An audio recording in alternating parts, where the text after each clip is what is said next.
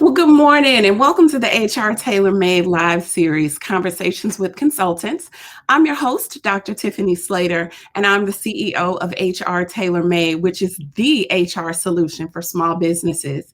With these conversations, we hope to make clear that you don't have to wear all of the hats and that there are tons of amazing experts available to assist you and grow your business.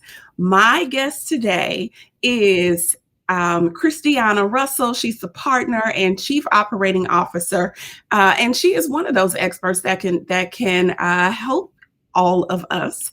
And I'm hoping that through this conversation, that you will learn something and pull from her expertise, so that you are able to grow your business. And I guess I should pull her up on the screen now.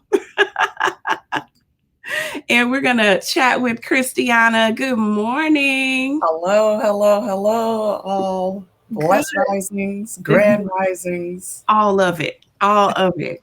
And you know what? I meant to read your bio. I don't usually do this, but I just want people to know who you are. So give me just a second. So Christiana Russell is the owner of Mended Wing Consulting LLC, an agency that focuses on strategic grant writing, planning, and process management services for small business owners and entrepreneurs. Christiana's early years began in South Central LA, but was later moved by her parents to Tucson, Arizona, where she earned her bachelor's degree and master's in education at the University of Arizona and Northern Arizona University. She spent the next 9 years working in the mental health and prevention education industries, operating as an advocate and servant leader with the mission to combat social justice issues. Most recently, she found herself in the tech and innovation space, becoming partner with Luis Martinez at WeThaPlug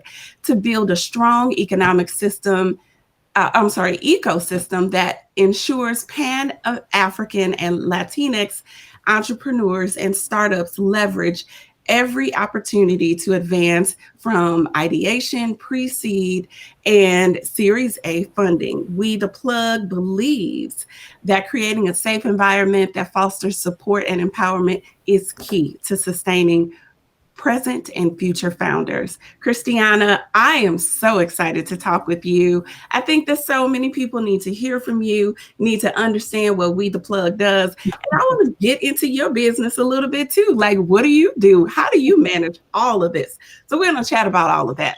So, so I'm going to give you a chance to tell us, what does WeThaPlug do?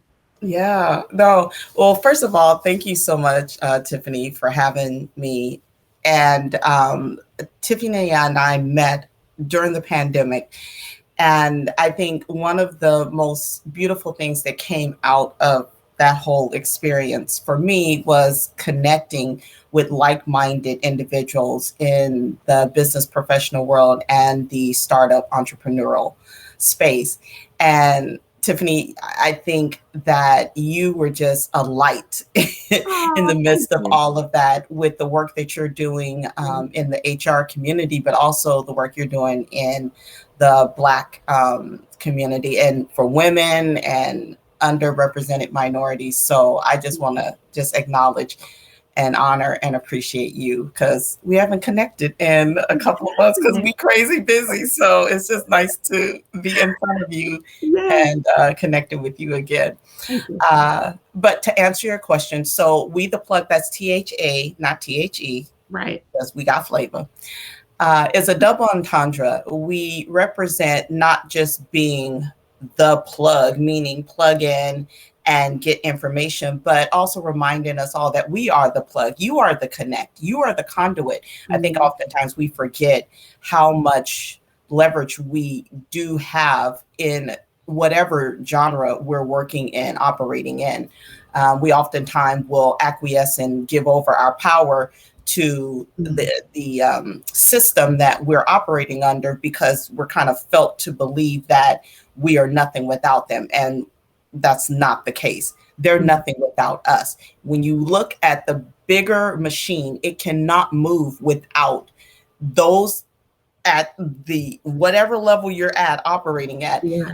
coming in day to day, putting out the work that is needed in order to yield the results, right? Mhm. So that's kind of like the mindset behind the plug, is just reminding us all that we are empowered to do whatever it is that we are doing because we own it. We have it within us. We are the walking brand. Yes. And so to not feel stuck or in a position of feeling that you are at the mercy of.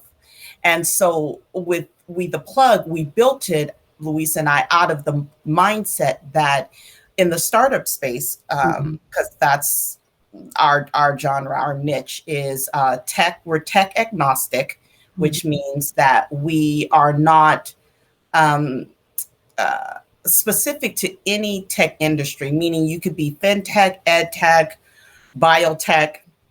We welcome all tech as long as you have some component of that to your business or have an interest Gotcha.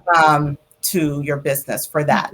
And from there, we help connect you with an ecosystem of a network of working professionals in, again, all different sectors, not just the tech sector. Because, again, when you're thinking about building your business, you need access. Hello, HR. Hello. Hello. Y'all get into it, because let me tell you, she and I have been speaking often about how to best get our community, and our community, I mean the entrepreneurial community, on board with understanding that structuring your business from the early stage needs to always have an HR mindset Yes. involved in the strategy. If you are going to scale, if you're Mhm. just going to be a one individual organization and run it like a hobby, then maybe it's not for you. But Exactly. usually that's not the case. Most people aren't looking to just run a hobby, you Right. know. Right. So but so anyway, with WeThaPlug, we have a membership community that you can join to exchange information. I often describe it as a Facebook meets Meetup meets LinkedIn, except it weeds out all the noise that you get on those other platforms from, you're getting everything coming at you. Whereas if you're in the WeThaPlug membership platform, you're only getting content that is based on the startup space, the tech space, the venture capitalist space, angel investment space, all of that. Okay. Well, that's really helpful. Thank you so much. And I know that you have some programming through We the Plug too, right? For your members. What type of programming can they expect? Yeah, so we do quite a bit went before COVID hit, because we just launched in 2019, to be Mhm. perfectly honest. We Yeah. launched June of 2019 in a partnership, took this risk, and it just took off. And we were like, whoa, okay, we're on the right track. But we do in person, once we get back to that, we do in person events where we bring together the ecosystem of the startup space to, again, network, like be able to hear stories, get access to resources. Mhm. But we move that to the virtual space, hosting webinars, trainings. The other thing that we just launched in September of 2020 is the incubator. We do an early stage, and you have to be early stage. Early stage meaning you can be at the ideation stage, Okay. or already have gone to market with your product. Mhm. But if you've already started raising for your startup, then it would not be a good fit because you're advanced too far. However, you could still be part of the community, the Right. network community, because we have everyone in the across the board in the community, and still plug in, because maybe you're looking for an accelerator to be in to help grow your business, be to be able to raise your second round Gotcha. funding, because we know that when you're raising, it's multiple rounds that Mhm. is needed. And so, Christiana, is it accurate to say that you all help startups prepare for funding opportunities? We do, but we also educate startups to understand that not every startup, one, needs to raise, and two, not every startup is a value proposition for venture capitalists, Right. that they have a very unique niche that they're interested in investing in and getting high return Mm-hmm. on their investment. And so the incubator does that. It allows the founder who is a part of the incubator to understand where they are in that process. Do they fit going through a VC? Because it's really high risk. Yeah. You give up a percentages of your company in Yeah. order to go that route. And so we're really cautionary about that and really do our due diligence to educate. We bring in experts from all over the world Yeah. to speak with our founders, help guide them in decision making. For example, the last cohort that just graduated in December of last year, half of them, let me back up. So when to get more information about the incubator, go to our website, Mm-hmm. WeThaPlug, THA, not THE.com. Click on incubator, and it will have information about our incubator, what it all entails. Currently, we are revising a little bit of it, so it will be shorter. Last year was 12 weeks. This week, it'll be 8 weeks. Mm-hmm. There's going to be other changes, and all of it will be updated on the site. So definitely stay connected to the site. Also, if you're interested in getting preliminary information, go ahead and send your information address, or not address, email address, and best way to contact you, and we'll follow up with you. But again, we do our due diligence to ensure that the founder is making decisions in the best interest of themselves and their company. Mm-hmm. Because guess what? If you're raising money, guess what that funder is going to do? Be making decisions based on their portfolio and the Right. interest of, if they're representing a VC, of that VC, right? And then you're third as the founder, you're third or fourth that they're thinking about you. So we have partnerships with VCs, angel investors. We have a lot of programming coming down the pipeline. So we can best support our founders and make sure that they're matched, if again, that is the best venue for them to go down, matched to the best financial outlet. But we also help prepare them for that as well. Gotcha. Gotcha.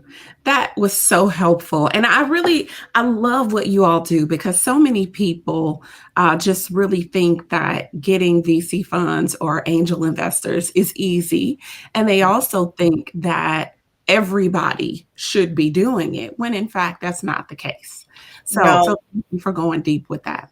yeah, no, not at all. And we do really hyper focus on bootstrapping.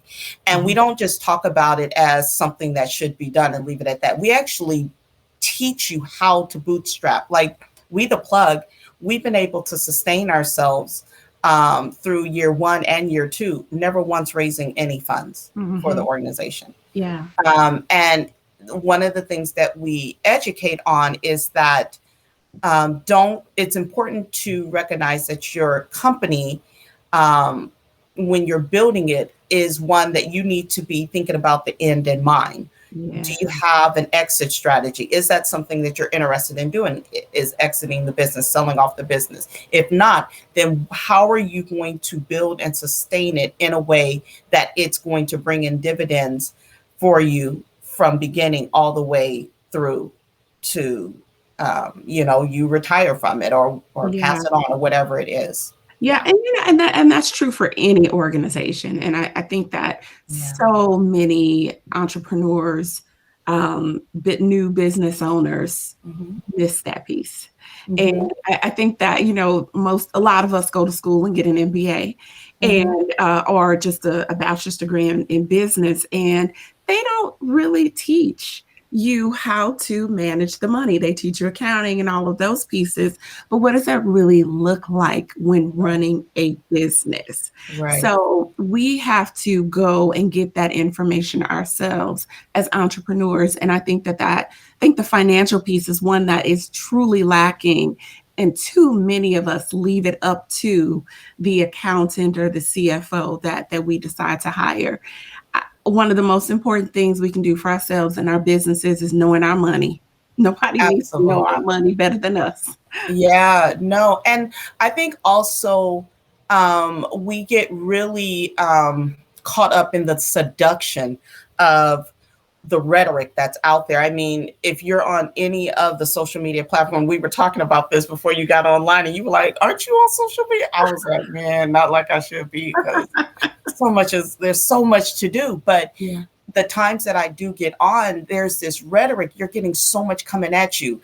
Start a business right now. It's so easy. Why are you working for the man for the 9 to 5 thing when you could, all these different things? And it's like so easy to get caught up in the kind of mix of everything and get swept away with it. Yeah. And it's important to understand your why. That's one of the things that we work a lot with when we're doing coaching, because we also provide coaching and mentoring through WeThaPlug as well.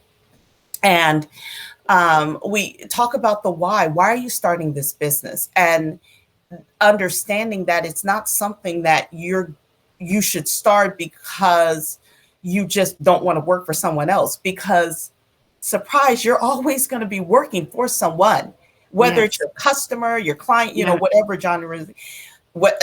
If you're getting funded, either you're going to be giving information to them, providing, someone's going to be tracking you. So it's not just you just doing something carefree without any overhead management there. Right. Yeah, you have to govern and run the business yourself and can make your own hours. But again, it's one of those myths that be your own boss and everything is kind of free and easy, and it's not. You're still holding to the you're still beholden to whoever it is that you're selling a product to, or looking to sell a product to. Yes, absolutely.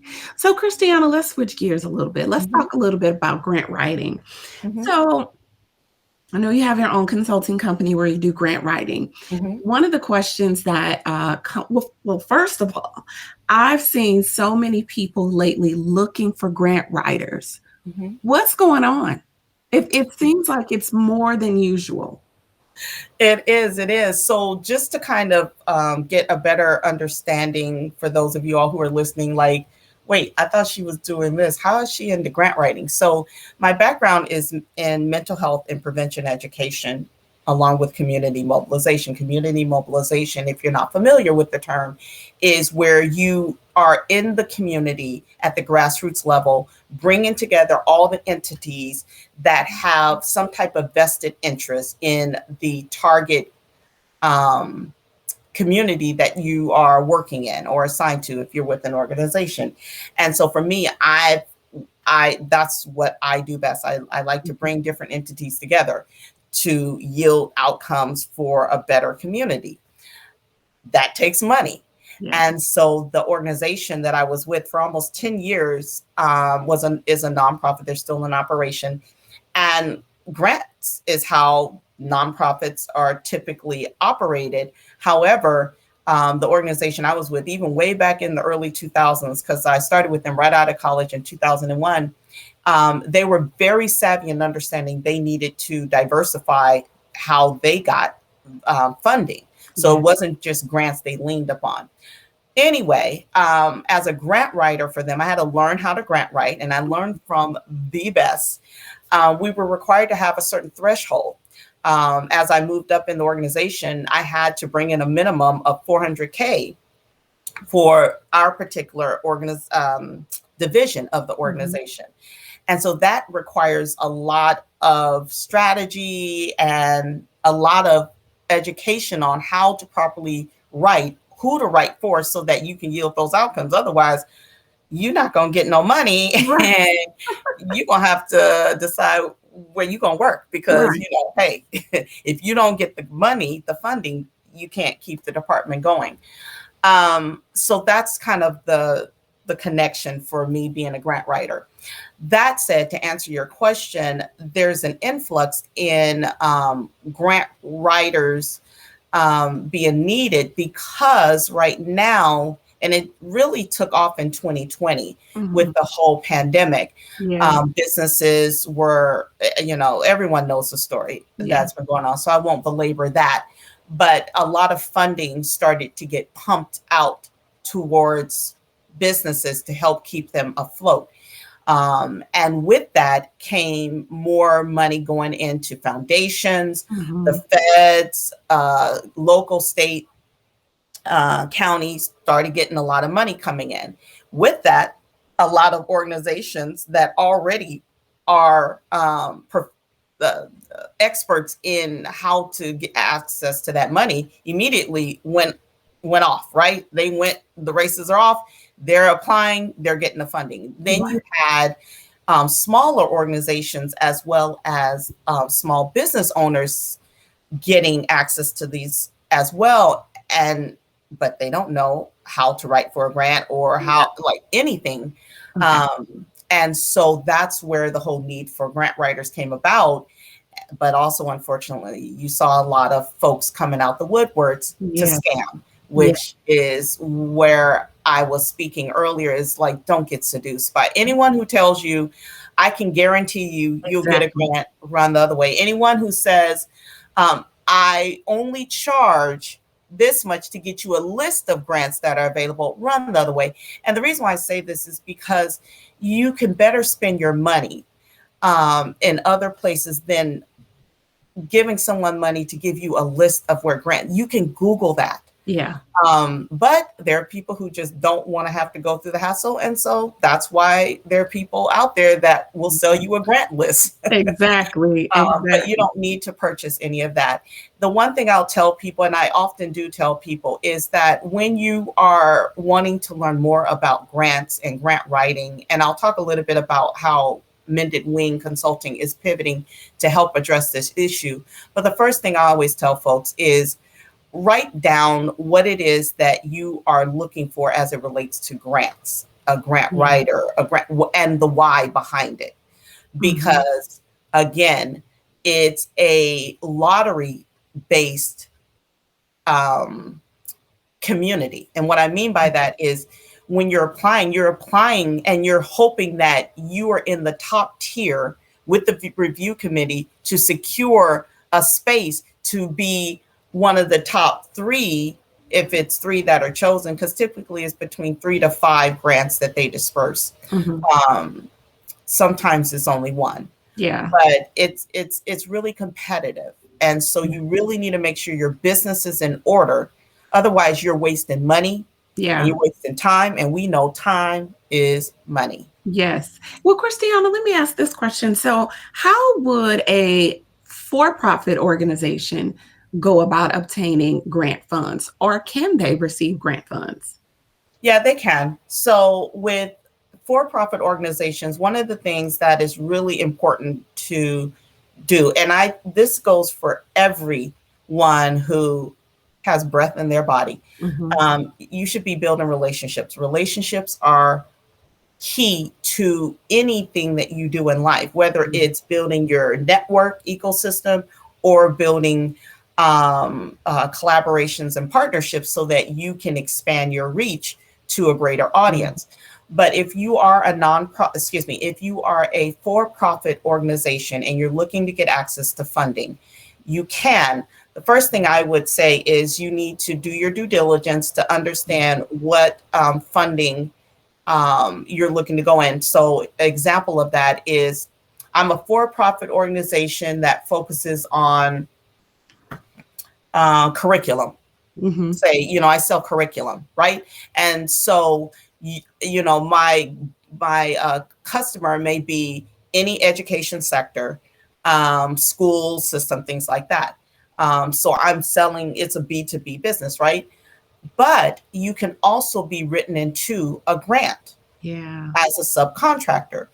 But again, you need to have those relationships to understand if a organization, like a nonprofit, is applying for a grant. Oh, here's a perfect example. One of my clients is applying for a grant that's working with youth and adolescents doing mental health. They have to have a curriculum to Yeah. implement. And oftentimes they do ask that it's a curriculum identified as best practice or most promising. Yeah. Sometimes they don't. So if you have a curriculum that is one that you have success with getting out into the community, and you're trying to figure out how can I get access to these grant dollars, that's one way. You can partner with a nonprofit. If the grant is for nonprofits only, 501c, then you can partner with them as a subcontractor and get on that. Okay. Another way to do it, there's a couple ways, but Let me another ask way. this question, Christiana. Yeah. So in that regard, do you as the small business owner find the grant and then find the partner that you want to work with? Or do you seek out those relationships first, understand what the nonprofits need, and then ask to be a partner with them on grants? So you can do it either way. How I always instruct my clients to do it is you first identify what your niche is that best fits, because what you don't want to do is go and find a partner, like seek a partner if you don't already have one, but go out seeking a partner and they tell you this is what they need, and then you try to fit into what their need is. Yeah. That's where you come into problems, because they're going to get frustrated because you're not yielding the results that they are desiring. You're going to get frustrated with them because they're asking things of you that you cannot, so it's not a good approach. But if you don't already have an established relationship with a partner or a collaborator, then you should identify what your niche is. If you already have a business, right? Say you already have a business, whatever, then I would just do a simple Google search to see what grants are available in that area. Like if you are in beauty, or if you're in even HR, I mean, there's funding out there that you would be surprised how much funding is out. There's so much funding out there. Yeah. Like we literally are hiring on grant writers because we can't keep up. Yeah. The need is so high. We Yeah. just can't keep up. And so it's like, okay, we need to bring in more grant writers. But yeah, I would say if you don't have a partner, first identify the funding outlet that you're looking at, you have interest in. Mhm. Once you do that, then it would be a good idea to start doing your due diligence to see, is there anyone interested in partnering with you to go after these funds? Gotcha. Well, that is super helpful. And this conversation, any conversation with you, is always so informative. And I thank you so much for sharing. How can people reach you? Yes, of course. So you can definitely find me on LinkedIn under my name, Christiana Russell. You can also go to our website, WeThaPlug.com, and you can link up with us there and find out more about the membership as well. And I'm not, you'll find me on Instagram under I am Christiana, but I'm not. I think we lost Christiana. I think her internet just dropped. But that was a lovely conversation with her. And I'm so excited that she was able to connect with us today. So thank you, Christiana, for joining us. I enjoyed chatting with her. And I hope that you all gathered or were able to glean something from the conversation that was helpful. Don't forget to sign up for your free 30-minute HR strategy session at hrtailormade.com. I am your host, Dr. Tiffany Slater, the CEO of HR TailorMade, which is the HR solution for small businesses. And next week, I am excited to have a conversation with Pat Norley Jordan of PKJ Consulting. And if you are a nonprofit leader or founder, this conversation is for you. So until next time, please be kind to yourselves.